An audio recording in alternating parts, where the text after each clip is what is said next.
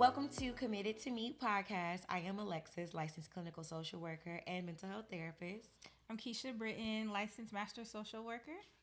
Hey y'all, welcome back to another episode. Thank y'all so much for joining us. We also have a special guest with us here today too, Chrissy. Hey y'all. Yes, so y'all may have seen her in the last episode, but we decided to bring her back because we just love so much of her insight and how passionate she is about her journey. So thank you so much for being here. Thank you for having me. Thank you for having me.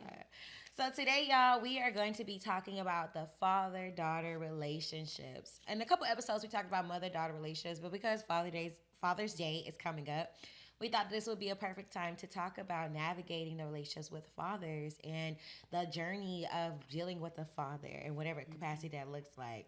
So, y'all, when I thought about this topic, the phrase, I don't even know what to call it, that came to mind was daddy issues. And every time, thank you. Thank you. Every time I hear that someone says like, oh, so-and-so got daddy issues, or oh, she got daddy issues, I just feel like that has been a term that has been weaponized now. Yes, and I hate when people use it like the term daddy issues, because it's like, what exactly does that mean? So y'all, when y'all hear the term daddy issues, what do y'all think about it? I think of the negative connotation towards women. When they say like women are looking for their father in the man that they date. Yeah. Whether it be, I expect my man to pay all my bills or act like a brat, or, I want my man to kind of put me in my place, tell me what to do. Like, that's what comes to mind when I think about daddy issues in women. Whether all that is true or not. But that's the first thing that comes to mind. Really? Yeah. Chrissy, what about you? What do you think when you hear the term daddy issues? When I think of the term daddy issues, I think about a woman who hasn't had a father present in her life. And she looked for love in men, and she do it in a negative way because she didn't have that father in her life to help her navigate through how to be with a man. Okay, so essentially what I'm hearing is that when y'all hear daddy issues, y'all think about how people are describing someone that's broken. And I think that's why I don't like that term, because we all are growing and trying to figure out how we can evolve within our healing journey. So to say that like that person is broken or that person has daddy issues, like slapping a label on them, like this is where they are, they're not growing, they're hurt from this, and that person could still have a dad in their life, right, or have a father figure in their life, but they're trying to figure it out just as everyone else is, you know. So I'm so glad we're having this topic today, because I think the world needs to have a new definition or a new understanding of what your attachment style looks like with a father figure, right? So in y'all journey, with your own fathers, if y'all are, feeling comfortable to share that, what has that looked like, and is there areas where you're healing in? So for me, my dad has always been present in my life, and he still is to this day. I wouldn't look at it like I was lacking.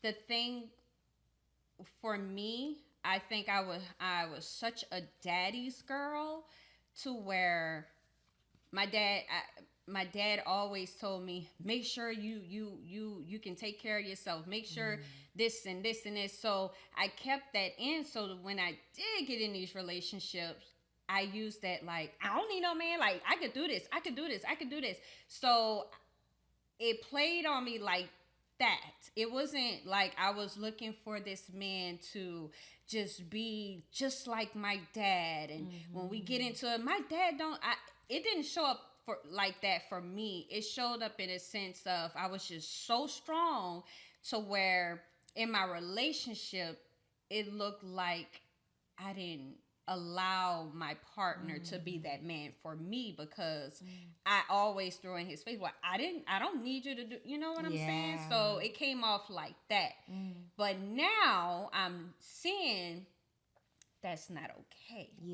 I have to rewrite some things, you know what I'm saying? So for me, if you want to say, that's one of my daddy issues. Not that I was missing something. Yeah. It was more of I had it, but then I amplified it, and I was like, I don't know, I could do this, I got it, I got money in my head, you know what I'm saying? So, yeah. Okay, but that's interesting. That's a take I've never heard, because usually you hear the independent, strong, self-sufficient woman for women who their mothers have told them you don't need to rely on a man for anything. That part, you know, and that's how my mom raised us to be, because my dad wasn't there. But to know that you were still raised that way with your daddy there, that's the take that I have never heard before.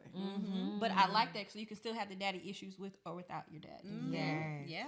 Because parents send that message that you should always be protecting yourself, especially as a Black woman. You should be protecting yourself, protecting your finances, prioritizing yourself. Right. So if someone is lacking, you do get into that defense of like, I'm good. Right. I'm good. I'm protected with or without you contributing, and that does impact relationships, because your partner is like, okay, where do I fit in? Where do I fit in? Right. Exactly. Yeah. Okay, so Kisha, what about you? Like, we won't use the term daddy issues, because y'all already know how I feel about that. Because we're not weaponizing that term on today's episodes. Right. But what are the emotional wounds or that you're still tending to because of your relationship with your father? I don't know if I'm still tending to them, but I will say growing up, I was always like, I feel like I had those abandonment issues. Like, so my dad shot himself when I was younger, like with all of us in the house. So growing up, it was always like my dad left me. Anybody else could leave me any given moment. Or I would cling to people that I was dating, whether they were good for me or not. It was just like, I don't want anybody else to leave me the way my dad left me, so I'm going to cling to you. So in college, I felt like I went through this like angry phase, like F niggas, I don't really, you know, all that. Yeah. Because I was just so angry that he wasn't there to see me like go to high school, to go to college for my graduation. He wasn't there to like show me this is how relationships are, to teach me those things. He wasn't there to show me how to like work on my car. This is toolbox. This is what this means. Like, it was just none of that. So I was angry. Younger me was very angry, and I had to work through those issues to forgive someone, even though I couldn't get that apology because he wasn't there. Yeah. So present me, I feel like I've finally worked through those issues as a grown person. But as a kid, it was definitely tough for me and all my siblings. Just like complete abandonment issues, angry, wanting to know why this, why that kind of thing. Yeah, and I'm glad you talked about like the emotion of like anxiousness, right, and abandonment, because attachment styles play a huge factor in like how you know, navigate romantic relationships, or even relationships with your friends, or relationships in work, and just the things that you're connected to. And if at home, especially as a child with those parents, if there's any anxiety, or you notice that there was a lack of consistency, or they weren't as embracing of you experiencing different emotions because of their own things, that can impact your attachment style. And like one thing I noticed is that attachment styles deeply influence how you navigate the world, right? I explain attachment styles as like, we got one person in this corner that's secure in themselves. They can have an argument with their spouse or an argument with a friend, and they're like, okay, we gonna fix it, it's gonna be cool. Like, they're still trusting that this relationship is going to be mended no matter what comes, you know, or what may happen externally or internally in that relationship. Then you on the next corner, you got your anxious people. These people are, when I say these people, I'm talking about like insecure attachment. Like it could also be explained as that as well too. But insecure or anxious attachment can look like, let's say you have an argument with your spouse, and now you're sending text messages, and I mean you blowing this person up. And now because y'all had this argument or something happened in your relationship that threw off you guys' rhythm and flow, you're not okay. Right. Your whole day is in shambles. Like, you're just in a bad mood. Like, basically like how you feel and how you see yourself is tied to that relationship. And then you got your avoidant people who let you get so close. Like, they'll let you get so close. And they put up the facade because they probably do actually want commitment. They do want a deeper attachment. But the minute you get too close is the minute that they'll be like, you know what? I'm going ghost. Right. I don't want this. Like, you know, I thought I wanted this, but this is not going to work out how I intended to. And they just kind of like leave you. Right. You know, like kind of that abandonment comes up. So, and of course, people can fall into that gray area of being anxious and avoidant and things of that nature. But I think when I think about my own emotional wounds and navigating, like, you know, my relationship with my father, it definitely ebbs and flows because it was abandonment, you know, and I think that was the first time I experienced disappointment, you know, in terms of like, wow, like, you know, I wasn't missing this. And now because you came in and I know what you're like, I know your personality, I'm getting to know who you are. I know this other part of me, and then you're gone. Again? Like, baby, why come back in the first place? Right. You could have stayed gone. You could have stayed gone. I can't miss what I don't know, you know? Right. So then it brings up all those questions. And I think for my mom, seeing her navigate that, and she did a very wonderful job in trying to keep me informed about, like, who he is and, you know, what may be coming up. Like, she kind of helped give me that grace and stuff. But then it made me think about, like, wow, okay, anxious attachment is developing, you know? Yeah. So thinking about, like, how y'all navigate relationships, not just romantic ones, because we talk more than romantic relationships on this episode. Yes. But, like, where do you all think you fall in terms of your own attachment styles? I think now I'm secure, but I can think of me 5 years ago. I mean, definitely like anxious, like, oh, you not talking to me? I'm finna send you 5 paragraphs, and then I'm gonna do 5 phone calls, and then I'm gonna call your mama and call your daddy. You calling I everybody. mean, I'm about to let everybody know what you did to me. It was bad. Yeah. So I can identify, like, each relationship, what person I was, depending on if that relationship was healthy or if it was unhealthy. And now I'm this insecure person. Yeah. If it's healthy, I now feel secure. And just because we have an argument, we're going to be okay. Like, we can talk about it after we've calmed down. Yes. You're not going nowhere. I'm not going nowhere. We're going to talk it out and we'll be fine. So I think it depends on the person that you're with, can also influence which attachment style you have. Yes. Very true. I mean, because sometimes the person you're with, they can trigger you. Like, your partner can trigger you. When you're in when you're in relationships with people, they are holding up a mirror. They're holding up a mirror and showing you what more work you need to do within your own journey. But Chrissy, what about you? Where do you think you are within your attachment styles, girl? Honestly, my attachment styles, I'm more of like, if you don't want me, I'm not for you. Yeah. Because I feel like now in age, at our big age, we should be able to communicate. That's whether it's in friendship, in romantic relationship. If you say out your mouth, you don't want whatever we have, okay, it's going to hurt. However, that's me dealing with a lot of stuff in the past, and again, learning from my past and how to deal with things and not let things spill over to my next level. You learn and you grow. I shouldn't still be doing the same thing. I'm not about to send you a long message because I did that in elementary. I'm not about to come to your house, pull up, and look in your window or whatever. Even with friendships, I'm not. If you don't want to be my friend, if you can't talk this out with me like we're supposed to because you're my friend, or so I thought you were, I'm not doing the most. That's fine. I'm going to move along. I'm not going to do anything extra that's outside of me. Anything that's outside of me, I have no control over. I can only control my reactions and how I react to the situation. So my attachment style, some people might say, oh, she's quick to leave, or no, because at the end of the day, I set a standard, and by you being my friend or you being my partner, I'm in communication with you daily. And I'm letting you know these things. So for you to do this, you're not hearing me, and that's okay. That's okay. You can do what you do. But for me, I'm going to move this way because I've already explained to you my standards. And by you being my friend, by you being my partner, you're showing me this not what you want, and that's okay. So I'm going to show you I'm going to go this way, and I'm going to be okay. I'm going to hurt, but I'm going to go my way. Yeah. So my attachment style is, you want me here, I'm here. I'm going to be 10 toes down with you. You don't, that's fine. Ouch, that hurt, but I'm going to keep it going because somebody is going to want me like that. Yeah. I mean, you got to know basically what your capacity is. Exactly. Right? Knowing what your standards are.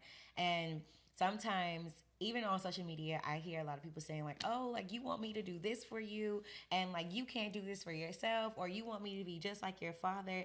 And like, y'all, research have shown that sometimes we do find our father or our mother, the people that we're dating, like we do find them in our partners.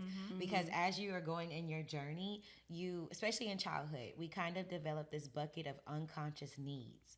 So what that looks like is like, if I wasn't getting tender loving care, compassion, and if my voice wasn't being amplified and I didn't have an identity and that wasn't being embraced in my childhood, then that I then take those moments and I store them in my unconscious needs. So then when I go into relationships, I'm looking for someone to be like, who are you? Go do that thing, right? Or someone like embracing my whole identity. So you do find yourself dating essentially your parent almost, and that sounds so weird to say, but you do find yourself dating your parent because you then take the things that you do enjoy and the things that you need and you find that in a partner. So there's nothing wrong with that. But then at the same time, when it comes to your own personal identity, right? Has your relationship with your father or the lack of relationship with your father affected how you perceived yourself, your own identity? For me in childhood, yes, because it made me question, like, am I valuable or worthy for someone to stick around? Like, as a kid, I thought, why could my dad not choose his family over the issues that he was battling? Like, were we not good enough for him? But then older me had to process that and realize he was dealing with his own things. And that was no fault to me or, you know, my mom or my siblings. Like, we're still worthy. We're still valuable people. People will still love us. But as a kid, you're going to question that because you're like, why did he leave us? You know? So that affected my sense of identity early on in life. But luckily, I was able to, like, work through that. Good. What about you, Chrissy? Has your relationship with your father affected, like, how you perceive yourself and your identity? Does it contribute to your confidence? It definitely contributes to my confidence because I could pick up the phone and call my dad and be talking to my dad. And he just, after talking to my dad, I'm like, that's right. Yeah, let me, girl, come on, girl. Oh, come on. So, but it's a downfall to that too because I get it so much to where I'm like, oh, it wasn't me. But then sometimes, even though I had my dad there, I had my mom there, I had the yin and yang, the woman and the man, I had them there. But then as an individual, I had to sit back and be like, Crystal, wait, sometimes it is you. It is you. Like, yes, my dad was there to boost that confidence and give me that encouraging words from a father perspective. I had my mother there, but then you still have to sit down at the end of the day because you and whoever know what really went down.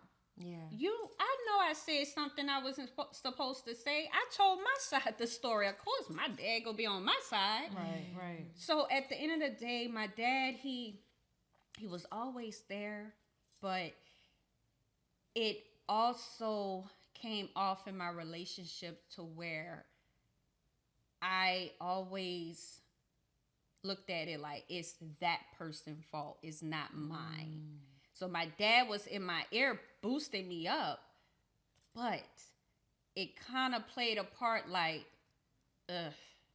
yeah, my dad told me that and I felt confident. But Crystal, do you really think that was okay what you said and how you said it? So you have to basically rethink about what accountability looks like. Exactly. But at least you got the self-awareness to do that. Yeah, because some people don't got that accountability or that self-awareness. And I feel like that's where my growth coming from. For me, I have to be able to take responsibility. I cannot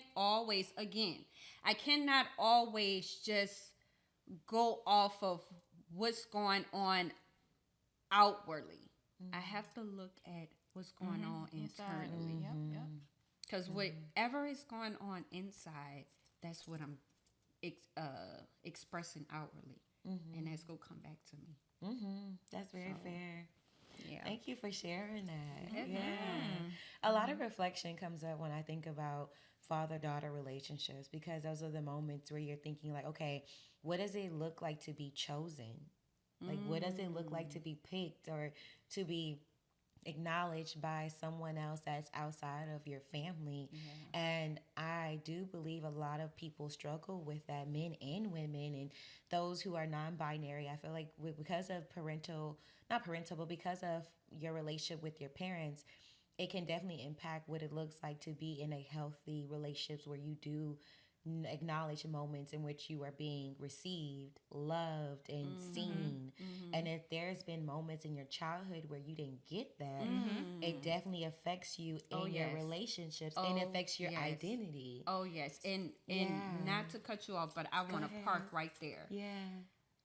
The fact that my dad was always there, he was like always there.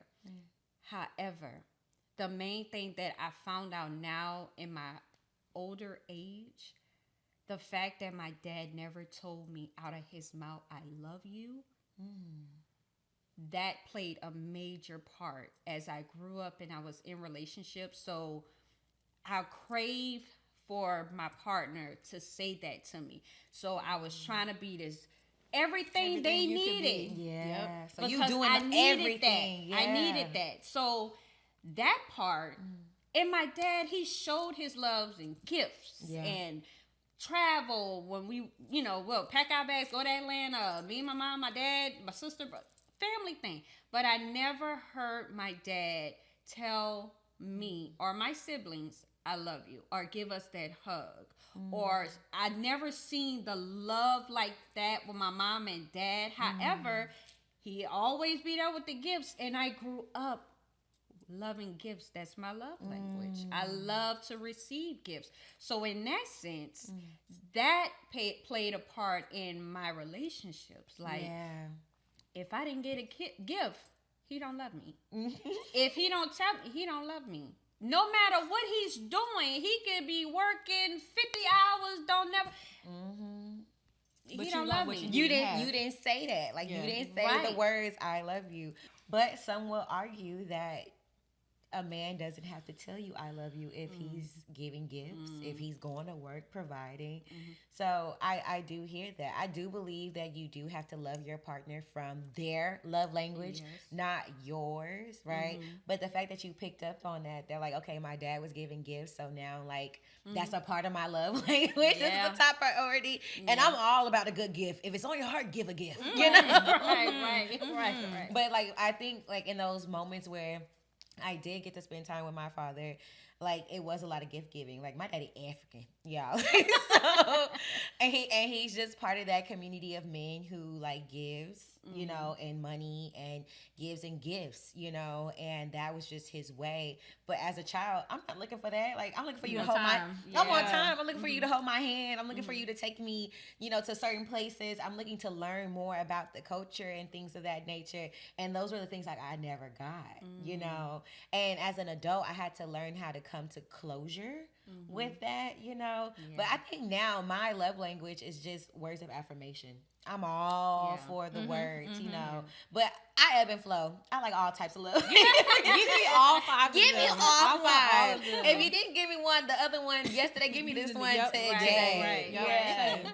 But when it comes to like being in relationships with people, like have you all got to a place where you identify when you're feeling chosen and validated?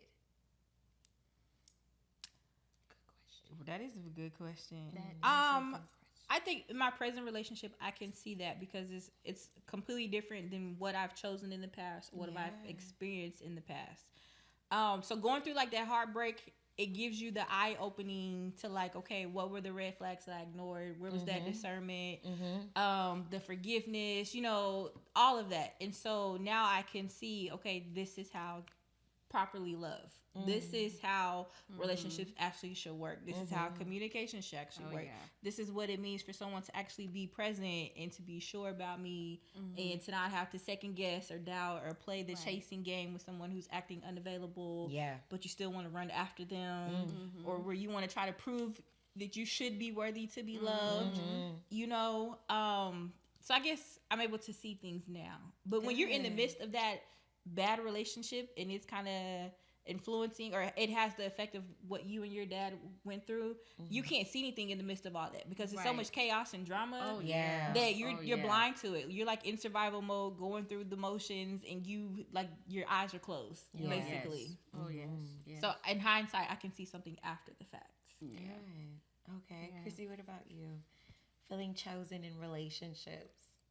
I will say I felt chosen with my friendships. I have a solid group of women around me that I know choose me when sometimes I don't choose myself. And I say that because they are genuinely there for me. These girls are my ride or die. They are my confidant. I can go to them. I can cry on them. And I could just share things with them. And I know they're there. They never turned their back on me, no matter what. And that just let me know, yes, they choose me. They don't have to be my friend. They choose to stick it out with me, no matter what. We could get in an argument. I could not talk to somebody, one of my friends, for a few days. And I'm going to say 3 or 2 at the most, because we do not believe in that passive aggressive and I'm not going to talk to you for a week. We don't do that. Hey, girl, small talk first, but girl, like the other day, I know you whatever. Yeah, because I felt like this. And then we leave it alone. Don't even have to talk about it no more because we said what we said, and I don't even remember because we keep going. And that just let me know they choose me, and that's where no matter what, these girls choose me, and I love them all for that, and they know who they are. I know y'all watching. Y'all know who y'all are. I mean, but it sounds like y'all got to a place of dealing with confrontation.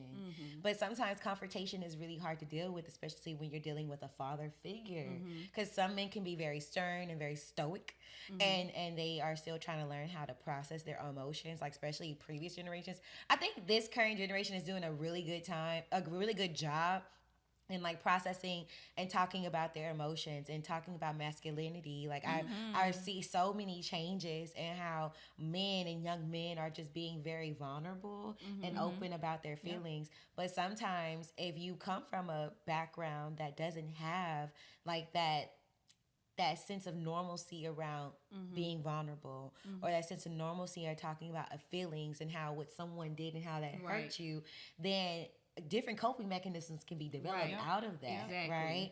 But then I feel like in the Black community especially, and even from what I see how men navigate mental health, it's not talked about enough. Oh, girl. Like, it's not talked about enough. I think women, we're doing a really good job in talking about mental health, but it's just not enough in which men are, especially older men, talking about their journey and how that affected them, or having those moments of reflection. I don't think it's talked about enough. And you know what? By you saying that, I was in therapy and a few years ago, and it's so important. I recommend everybody to go seek therapy. I think everybody needs therapy. They do.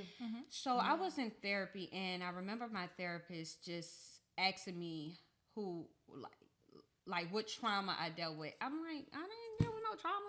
She was like, go deeper. So I went deeper, and coming to find out, that's why I found out, like, I didn't hear my dad say, I love you. Well, my dad never said, I love you, and I didn't see the affection in the house, and blah, blah, blah. She asked me to write out this letter to my dad. Oh, you had a good therapist, girl. Girl, I wrote the letter. She said, write it out, but don't give it to him. This is just you putting your feelings out there on a paper. She said, write everything. So I wrote everything. Girl, and I was just boo-hooing. I looked at the journal. I'm like, I can't even see what I wrote.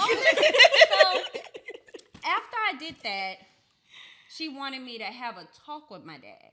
Oh, wow. So she kept pushing. She did. She pushed me. So I had a talk with my dad. And that's what I love about my dad. He is, daughter, we could talk. What you want to talk about? He didn't know this what I was wanted to talk to him about. So when I talked to him and let him know that I felt like I'm seeking love in different areas because I didn't get it, I didn't hear it from you. You showed me with the gifts and blah, blah, blah. I was doing that whole spiel with them. My dad waited till I finished and said everything. And he said, you know what, daughter, I'm glad you told me that. I don't know how to do it because my father didn't show me. And I'm like, I can't be mad at my dad for that. Yeah. So I have to, oh girl, it was just so heart fulfilling that my dad was that honest, and he came out and he said more things. And from that day forward, when I tell you, it's a lot of stuff that I felt like I was holding on, I let it go. And now it's like I can receive my dad better. Yeah. And I know my dad loved me. I understand. I can't be mad at him for his trauma and his upbringing. Yeah. I know it's there, but I'm able to understand it better. And I'm able to receive my dad better. Yeah. And girl, it just put a lot of stuff in perspective, and it let me let loose a lot of stuff. And I feel like that was a major thing. While we talking about this daddy issues, that was a point in my life where I had to go back and think, this really does affect me. Let me tell my dad. Yeah. And writing it out and seeing it, I'm like, why I'm crying this? It really hurt like this. You didn't realize all that you were holding on to. Yes, that's why I say I highly recommend therapy. Yeah. Yeah. So, But just think where you would be if you didn't take your therapist's advice and have that talk with him. I All the would things that you would still be holding on to. Exactly. And feeling heavy and Exactly. That's why I say you have, again, be intentional. Y'all could call me Intentional Christy 2024. Yes. You have to be intentional on how you move. Everything, it has to have a purpose behind it. Yeah. Because what are you doing it for? Yeah. So, yeah. But you took the time to do the work, and I'm so glad you're encouraging therapy, because therapy does encourage you to do the work, because you don't know how much you're carrying. And sometimes I do believe the way that people navigate through life is a trauma response. In the Black community, a lot of people just say, you know what? Let's not talk about it. What happens in this house stays in this house. And how do we all know that? Right. Like, how do we We have all been conditioned. Like, how do we all know that what happened in this house stays in this house? And it's like silence is not a proper trauma response. Yeah. Silence is not a proper way to cope with things. You know, And that's why here in adulthood we struggle with trying to speak up for yourself, because you've been taught to be silent your whole life. You don't talk back to your mother. You don't even ask why. Nothing gets explained to you. There is no conversation about it. When you do try to speak up, you're being smart. You're talking back. Right. And now you're in a relationship and you don't even know how to talk for yourself because you've been told to be silent for forever. exactly. And that's why we have communication problems, because we don't know how to communicate. Exactly. We didn't ever taught how to communicate. Right. You know?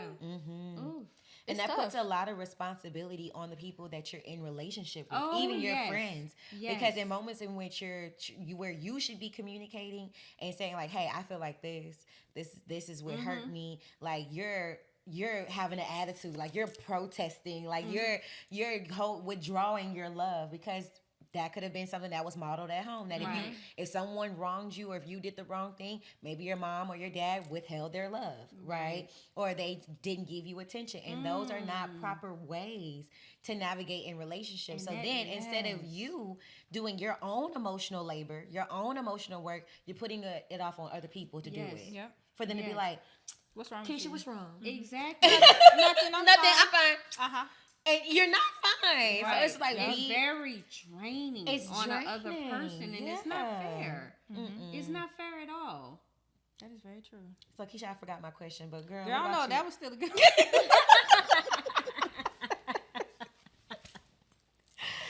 I don't even know the question. But mental health. We talking about mental health and so father figures. I feel like my dad struggled with alcoholism. So I mean, drinking sun up, sundown, spending bill money on alcohol. Like as a kid, it was hidden from me. You know, my mom never bashed my dad. She was just like, this is what happened. He was just struggling, you know, and that was that. now that I'm older, things have come out where I'm now hearing from whoever, like if I go back and visit my hometown, I hear things about my dad, you know, whether it's coming from a family friend or my brother, because I guess now that I'm adult, they think you can handle it. So adult me could never respect what my dad did back then, even outside of him, you know, killing himself.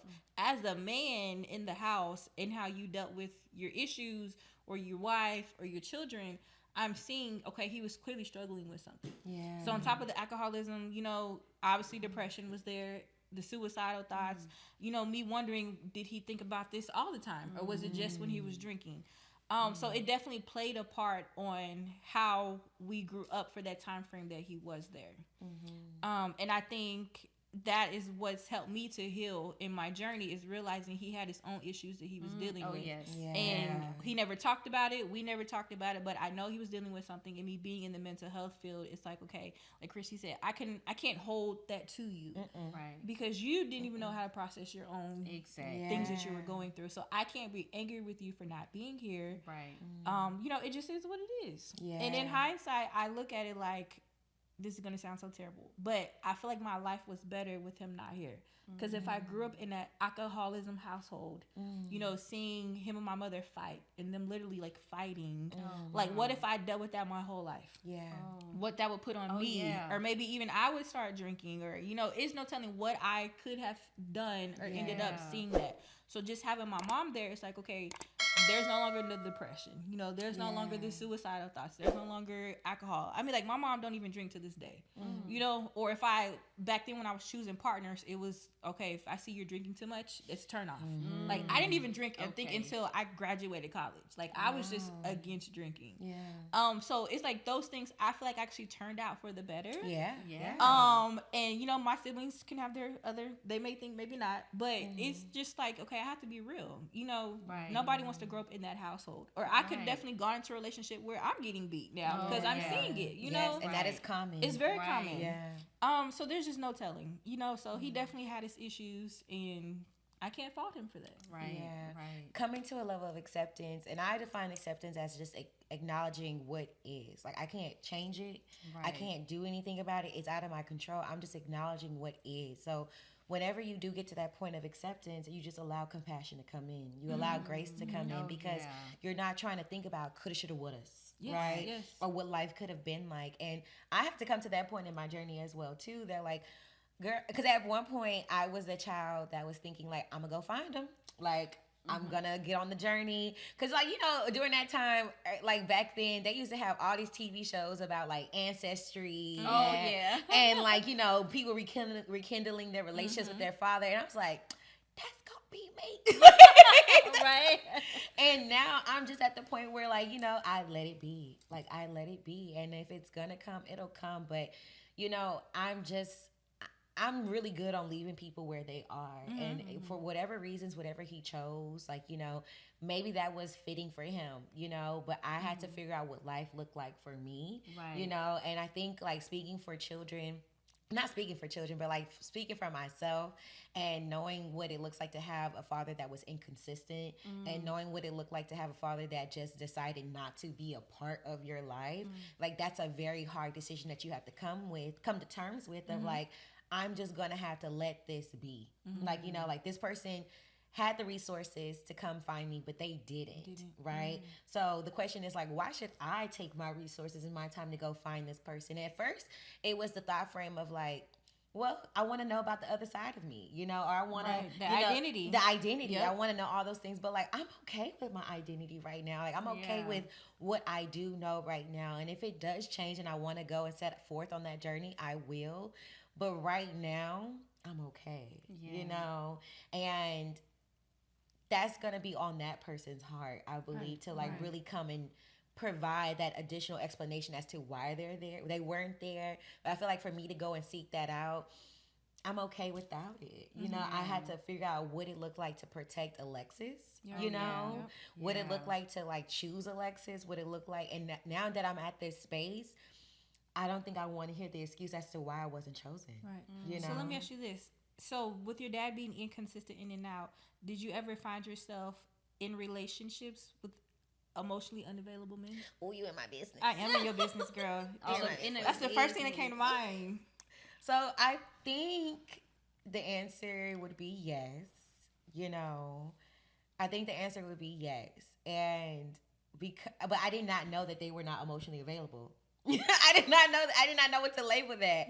Like, you know, it took some education and really thinking about like, okay, what is it truly that I'm seeking in relationships, and why am I not getting that? And I think oftentimes women internalize why they're not getting men who are emotionally available, you know. And I had to come to terms with like them not being emotionally available has nothing to do with me. Like, it has nothing to do with me. Right. We just ended up attracting each other because anxious people can attract, you know, avoiding people, right, you know? Right. So it's just like they can always end up in a relationship together. But I had to start identifying that, like, why I was feeling anxious or why I wanted to be in a relationship so bad, you know, versus being by myself. So once I started learning, like, oh, okay, like, you're avoiding because of X, Y, and Z. Like, you haven't dealt with X, Y, and Z. And me not thinking like, oh, let me fix that for you. Let me help you get to that place so we can be in this place. Like, that was because in my profession and what I do, like a lot of my mentality is thinking about fixing and helping people get to like that other side of what that is. And I had to realize that that's not my job. You know, especially in relationships. Like, I can't. I'm a therapist outside of this. I don't have no capacity for nothing. I can't be your partner, but I can't be your partner in your therapist. Right. Like, because then I'm not getting a break. You know? So, and even before that, navigating like relationships as like, before I became a therapist, I had to identify that like, I can't take on other people's work. Right. Like, I have to take on my work. I have to figure out what works for Alexis. Yes. And right now, this is where you're telling me this is where your capacity is. And I accept that. So because I accept that, I got to go this way. I got to leave this alone, you know? And I had to be okay with like leaving things alone and letting it be. Right. Not trying to dibble and dabble and add a little sprinkle here, sprinkle there. Like, just let it be, girl. Let it go. And once I started experiencing what it felt like to let it go, I was getting more back. Like, I was getting more back in my career. I was getting more back in my friendships. I was getting more back in my family relationships. I was just getting more back personally. And then eventually I got to a relationship that felt secure. And I was just like, oh, I didn't have to do no work. No work. Right. You're like, this easy. Oh, like, you know, okay, let's do this, you know. Right. So it was just like getting to that moment of realization that like, I can't do the other person's work. Right. Yeah. I think in my healing journey, I realized about 3 to 4 years ago that I not only chased unavailable men, but I was also emotionally unavailable. You? Me. As a woman? As a woman. Can y'all believe it? It took some serious work. And I'm like, because I was always like, okay, like, let's say we kick it. I only need to kick it with you once a week. Anything more, we're gonna get closer. And I don't want to get that close to you. Yeah. Like that style where we're going to get close. And when I feel like we're reaching that peak of getting too close, I'm going to back away as well. And then I'm going to also wonder why you were backing away from me. It was terrible. Yeah. But I realized I could also be emotionally unavailable, and that stems from childhood. Yeah. You know? But it took some deep, you know, hardcore healing to introspection to get to that point. But I realized that about myself as well. But I definitely would encourage what Chrissy shared, like going to therapy, because there was a moment in my journey where I had to go to therapy and really think about like, okay, why am I struggling with this? And y'all, it really came down to a moment where I was filling out I'm laughing now because I'm like, girl, we so dramatic. But I was filling out some information. I think it was like to get a passport, and they asked like your father's first and last name. I'm like, oh, I know that. And then they asked like his date of birth, and I was like, don't know. I don't know that. Oh, wow. You know? And that's when it hit me. I was just like, and I just started crying. Oh. And like everything that I suppressed came to the surface. And I was like, let me go ahead and look at this therapist and look into this, you know? Yeah. And this was before I became a therapist. This was before I, you know, I knew about like healing and I knew about like therapy and stuff, but I just never thought about taking it myself. Yeah. But that was a moment where I was like, it's too heavy for me to carry. Oh, girl, yes. I got to deal with this. Oh, yeah.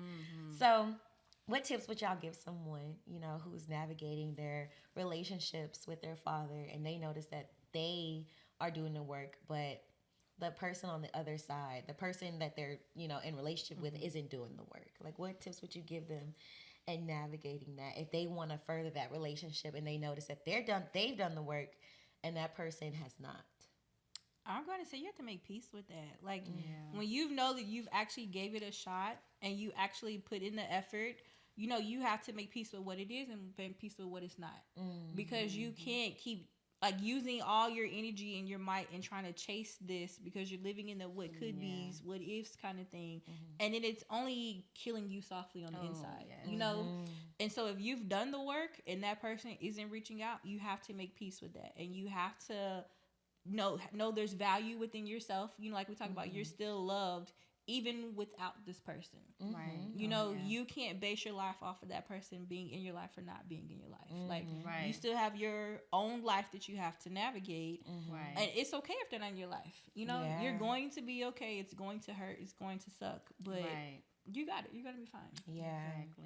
I'm heavy on, like, encouraging people to go to therapy. Oh, yeah. Heavy on it. Like, heavy on encouraging people. Even, like, if you notice that you've done the work, but your father hasn't done the work, heavy on encouraging them to go to therapy. Right? Hold up that mirror and be like, you notice that you do this every time. You never wonder why. Just plant that seed. Let it be just there. And you never know what that could do and how that can just start to, like, manifest and grow into a person to where they're becoming more curious about themselves. Because I do believe men aren't curious enough about themselves. Exactly. And for me, I would tell someone, if I know I've done a work and the person who I'm involved with or in friendship with has not done a work, I would simply say, it's not what you say, it's how you say it. Because some people, again, their past history, their trauma, some people, if you say you need therapy, they don't look at it like you're genuinely caring. Yeah. They take it because of their mindset, take it in a negative defense mode. In a negative way. And it's all in your deliverance. So for me, understand who you're dealing with. Understand how they need stuff to be delivered to them. And I highly recommend communicating that effectively. And when I say effectively, don't just say, you need therapy. Say, hey, I've been noticing X, Y, and Z. Have you ever considered therapy? I say that because. And just give the spiel, because if you go in and just be like this, you never know, because of what they experience, they go immediately shut you off. And that's going to be a problem. Because now they go say, oh, I can't trust her. Look how she coming at me. So for me, I say it's all into how understand who you're dealing with, and it's all in your deliverance. That's a good one. That's a good one. Yeah.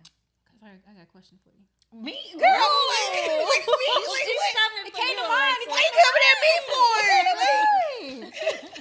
So, with your dad not being in your life, did you have a replacement father figure or any other family member that you feel like was like a dad or that took that place? Yes, I had a lot of, like, father figures because I had my uncles. Like, my uncles were amazing. Like, I had an uncle that would, like, do my hair. He would do my hair.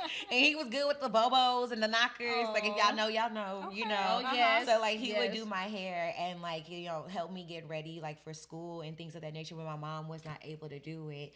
And then, like, down the line, my mom had remarried and stuff. So, I had to adjust to her having, like, a father figure in my life and stuff, because, like, the father figure that I have now, he's heavy on, like, chivalry. Like, this man is so chivalrous, like, to the point where it almost irks me. Any door that I come to, oh, let me get that for you, you know, and I'm not used to that. So I'm like, why don't I just open this up myself? Like, why do I wait, you know? But even, like, it's like it taught me how to learn how to accept help, you know, and learning how to be patient and not taking everything on, you know, because I am also the oldest child on my mom's side. So because I'm the oldest, I take on a lot, you know, and I know they don't mean to give me a lot, but, like, I feel like I'm in charge of I'm in charge of their lives and their livelihood, you know? So I think when it does come down to it, I'm always thinking about like, okay, how can I plan 5 years, 10 years ahead to where everybody around me is good. You know, like I took on that responsibility, not because like I wanted to, but like I have to, you know. So I'm always thinking about like, okay, what can I do now that's gonna propel me forward, so that way so and so can have money for this, so can, like, I'm always thinking in that capacity. And so when I started dating and I got in a committed relationship, and when I got like, you know, started having a father figure around, they're like, Alexis, you don't have to take on this load all by yourself. And I'm like, yeah, no, I got to do this by myself. And they're like, no, you really don't. And I'm like, are you sure? You know, so like I had to learn how to trust them, you know, and learn how to trust men again, you know. And I think that was a journey that I didn't think I would ever come across in, because I just got so used to like, it's just gonna be me, you know, everything's all on me, like, you know. And I just never had someone to say, let me help you, you know, I got you on this. Or because it's always like, whenever my back was against the wall, or if I didn't have the funds, I'll call my mama and she say, girl, let's call on the Lord, like, go ahead and pray about it, you know, like He gonna take the wheel, like, go ahead and pray about it. So I didn't have that, you know. And so now that I do have that, I'm learning how to share the load and not take it all on myself. Right. Oh, yeah. That's good. Yeah. That's good, girl. That's That good. is good. I'm trying. That's good. Yeah. Ladies, last question. How, when it comes to acceptance and forgiveness of your fathers, whether they're or not there, how has that shaped your journey along the way? Like, what have you realized when it comes to, when you hear the term forgiving or accepting the situation as it is? How have you navigated that? But okay, no, the way that I teach forgiveness is that I teach forgiveness in terms of understanding who you're dealing with. Right? That's a good one. Understanding who you're dealing with. Because if I am going to forgive you, I have to forgive you on a deeper level, right? And to forgive you on a deeper level, I have to understand why this behavior is coming up. So I'm not tying that behavior into who you are, because again, your identity is separate from your choices. But your identity is separate from your choices. But I'm trying to understand like what happened in your life to where you think that this is okay. For you, So once I can understand that, then I can forgive you. Right. Because I know who I'm dealing with. I know what to expect from you. I know what's in your band. I know what's in your bandwidth. I know what's in your wheelhouse. So I'm not placing any expectations on you, even though I may slip up and I may do that because I'm human. But like for me to forgive you is to understand like, oh, you do this because like so and so did that back in 2002 and you thought that was okay, and like you just, you know, adapted to that. So once we have that conversation of like why that's not working for me and why I can't allow that, then I can forgive you. That's good. Yeah. That's good. And now I can piggyback off of what you're saying about that too, as far as understanding who you're dealing with. Because I've encountered people and my forgiving was based on, yes, I know what you went through and everything, but then I found myself too forgiving to where, again, I forgave them and everything, and I used, because you went through this, I'm going to forgive you. You said this person did this to you. That's why you like this. I'm going to forgive you. I'm going to forgive you, but now for me, my forgiveness look like I forgive you, but I also love me. So I'm in communication with you to let you know the next time this is a non-negotiable. Like, you can't keep doing this. So I forgive you, but this can't be a constant thing that I'm constantly forgiving you for, because that's a problem. So for me, my forgiveness is I forgive you.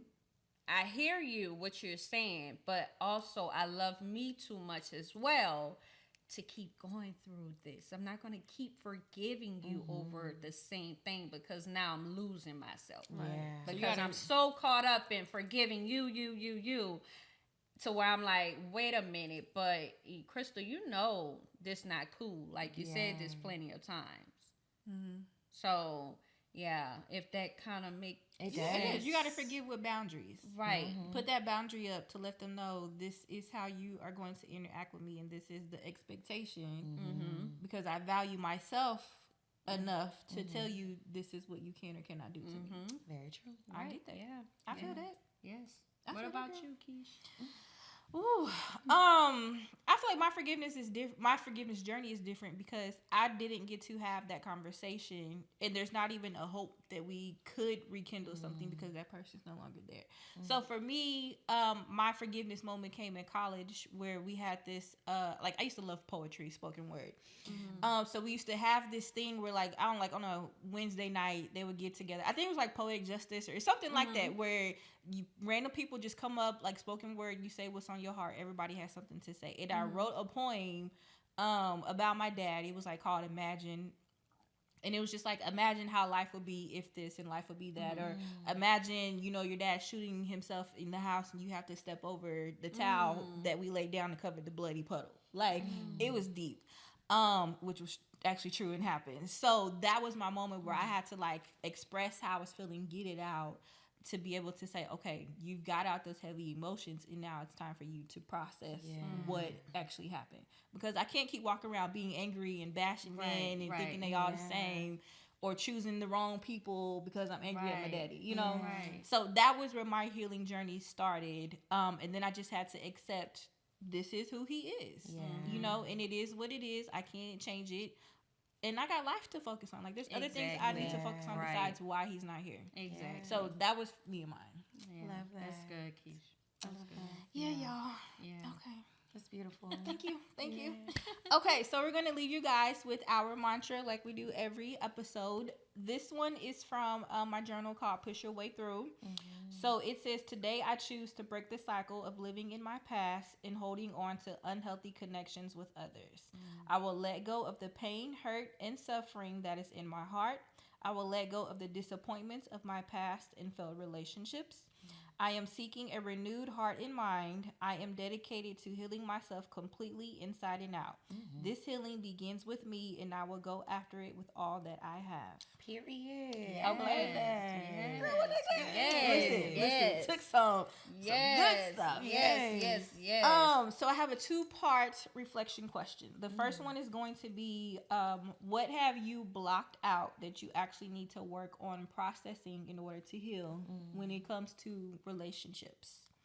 And then, since we talked about the attachment styles, I want you guys to think, which attachment style do you identify with, and how has that affected your relationships with others? So, like always, leave us a comment with your response. You can send us a DM, text us, subscribe, all of that. And then we have a special gift for our guests. Well, Chrissy, we want to thank you so much for being here with us today and sharing so much of your journey, your insight. We definitely loved having you here as a guest. Thank you for coming on, being vulnerable, talking about all of this. Yeah. No problem. You are definitely a welcome guest here at Committed to Me podcast. Oh, thank you. Let us know when you want to hop on the couch. Okay. Oh, girl, yes. Anytime you need me, I'm there. Thank y'all so much for tuning in to Committed to Me podcast. Continue the reflection so you get to your true sense of self, and we'll see you next time. Yes, bye-bye. Bye.